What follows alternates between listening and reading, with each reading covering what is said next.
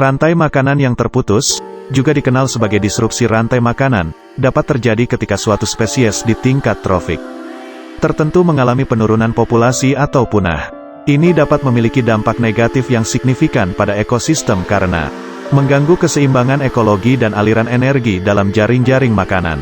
Untuk mengatasi rantai makanan yang terputus, beberapa langkah yang dapat diambil adalah sebagai berikut. 1. Identifikasi dan pemulihan populasi. Langkah pertama adalah mengidentifikasi spesies yang mengalami penurunan populasi atau punah dalam rantai makanan.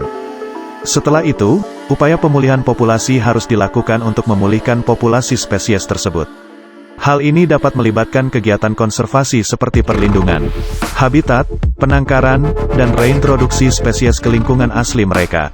2. Manajemen dan pengendalian predator atau penyebab penurunan populasi. Jika penurunan populasi spesies diakibatkan oleh predator atau faktor penyebab lainnya, langkah-langkah pengendalian dapat dilakukan untuk membatasi atau mengurangi dampak mereka.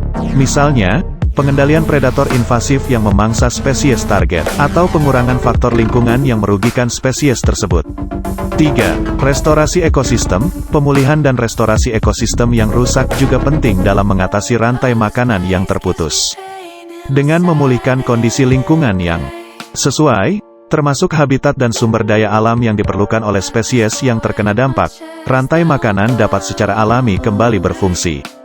4. Konservasi keanekaragaman hayati. Melindungi dan mempertahankan keanekaragaman hayati adalah langkah penting dalam mengatasi rantai makanan yang terputus. Dengan menjaga kelimpahan spesies di berbagai tingkat trofik, ada kemungkinan untuk memiliki alternatif atau jalur makanan yang dapat menggantikan spesies yang hilang atau menurun populasi. 5. Pendidikan dan kesadaran masyarakat.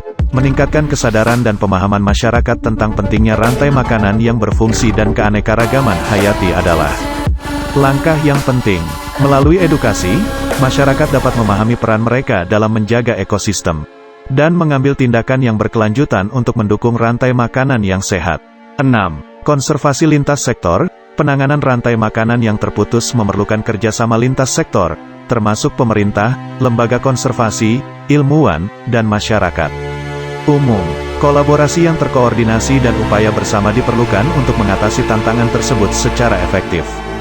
Penting untuk dicatat bahwa mengatasi rantai makanan yang terputus membutuhkan waktu dan upaya yang signifikan, terutama jika spesies yang terkena dampak mengalami penurunan populasi yang parah atau punah.